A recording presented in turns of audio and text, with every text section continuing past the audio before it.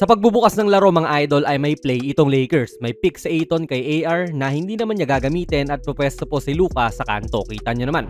Marami pong nangyayari dito mga idol kasi itong big man po na tao ni Ayton ay nakatingin na dyan kay Luka. Yan yung patibong na gustong mangyari ng Lakers no kasi nawala na ang atensyon niya sa kanyang original na tao. Tapos boom! May back screen na pala si Gabe dyan kay Eubanks.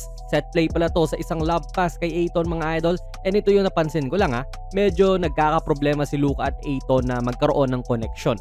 Well, obviously ay dahil bagong magkakampi lang naman sila. 2 games pa lang po ang kanilang nalalaro together. Syempre hiwalay pa yung mga scrimmages sa practice. Pero sa 2 preseason games nga na kanilang nilaro, parang hirap mag-alley-oop yung dalawang to. Kasi nung bago lang sa Lakers si Luka noong nakaraang season, parang ang dali lang nung pagkaka-fit ni Hayes sa kanyang laro Pero itong si Ayton po ay hindi. Tulad dito na mukhang okay naman ang pasa ni Luka. Hindi rin po natapik ni Lavin yung bola kahit na nabasa niya yung play. Mukha namang okay ang talon niya at hindi po bitin. Pero for some reason, hindi niya nasasalo ng maayos yung bola and hindi lang po yung mga pasa galing kay Luka nagkakaproblema itong si Ayton kundi galing din sa iba pa niyang mga kampe. Kaya titignan natin yung posibleng sagot sa ganyang problema mga idol ni Ayton. Actually, hindi lang naman si Luka lagi yung dapat mamasa kay Ayton mga idol. Pwede namang baliktad yon tulad dito na naging hub ng opensa sa Ayton at may 2-man game sila rito sa kaliwa. I think dedicated play to para makapag-dominate nga yung dalawang to. Lalo at wala pang Lebron ngayon hanggang at least mid-November. Mabilis ang screen at assist kay Ayton yan. Nauna pa siyang magkaroon ng assist kaysa kay Luka. Actually, ang isang dahilan at I think ang pinaka-major na dahilan din kung bakit nga hindi sila nagkakaroon ng connection gaano ay dahil nakatuon din ang depensa sa pag-stop sa kanilang dalawa. Tulad dito na nung pumasok si Ayton, sino ba yun nandyan? Si Dario tapos si Reynook. So hindi talaga mapapasahan ni Luka yan kasi abangis na nga yung dalawang big man kay Ayton. Pag pinasa niya yan, edi malamang tapik o agaw ang mangyayari. Kaya it benefits the team din naman no at nag-open up to sa iba nilang kakampi. Good look to para kay Rui mga idol. Pero isang factor din talaga ay malayo yung athletic ability ni Ayton kesa kay Hayes mga idol. Yun ay hindi mo talaga maikakaila. Sobrang athletic freak ni Jax kaya mas madali niyang nasasalo yung bola mula sa lob passes at basically buong karera niya ginagawa niya na yon. Kesa kay Ayton nga na more on back to the basket, more on finesse yung laruan. Kakapasok pa lang po ni Hayes dito pero hindi tulad ni Ayton nakapag-connect na kagad sila ni Luka in traffic pa yan.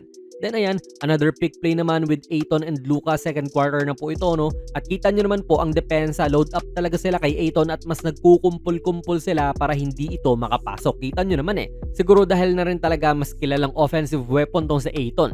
Pag hindi ka nag-load up sa loob, mas may bag siya para makascore kahit hindi pa galing sa lob pass or drop pass, diba? Kaya this might hurt yung assist ni Luka kay Ayton pero ibig sabihin ay effective na combo pa rin sila. Na-fumble lang ni Rui itong bola nung pinasa sa kanya pero score na rin sana yan. Clearly, magkaiba rin talaga sila ni Hayes ng timing sa mga bagay-bagay. Again, sanay si Hayes sa mga lob passes kahit saan mo man iba to. And dito nga sa lob play nila kanina sa may above the rim pa nga yan at isasalampak niya na lang. Dito kay Ayton, ganun nga lang din Pero yung kamay niya ay hindi naka-extend. Kaya paano niya talaga masasalo yan kung ganun? Timing lang din talaga and maybe iniisip din ito na floater pala yan at hindi alley-oop mula kay Luka. Pwede rin yun. Tama naman ang boto ni Luka sa tingin ko, above the rim din. Kung in-extend lang ni Ayton yung kamay niya kagad, malamang dakdak din yan. Pero in-extend niya na nung pababa na siya, hindi pa gaanong extended nga Bad timing at execution sa parte ni Ayton.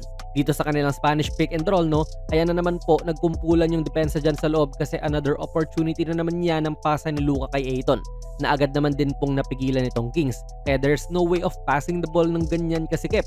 Pangit yan if pipilitin pa ni Luka. Kaya doon na lang po sa libreng si Gabe. Gumagawa talaga ng paraan itong si Coach JJ para mag-alley-oop sina Luka at Ayton pero hindi talaga maganda pa ang technique ni Ayton at the moment. Ngayon po ay hindi naman siya sumagad ng talon at tila gapiso lang yung lundag niya when dapat perfect alley-oop na sana to. Again, probably kasi hindi yan sanay mga idol. Kaya halo din yan. Pwedeng dahil nagkukumpulan ng depensa sa loob, oo. At pwede rin naman yung timing at technique ni Ayton ay magkalayo pa talaga kay Hayes na ang dali-dali lang pong makakuha ng lob pass mula kay Luka. Kaya dapat pagpraktisan pa nila to. Di ba mga idol? Kaya sa mga Laker fans dyan, ano masasabi nyo sa combo nung dalawang to? Ligwak na ba o may potential pa rin? Ilagay nyo lang po ang inyong mga komento sa ating comment section. Kung nagustuhan nyo po ang ating video ay pakipindot na lang idol ng like button, mag-subscribe ka na rin sa ating channel. And ako nga pala si Jonas PB and as always, hanggang sa muli.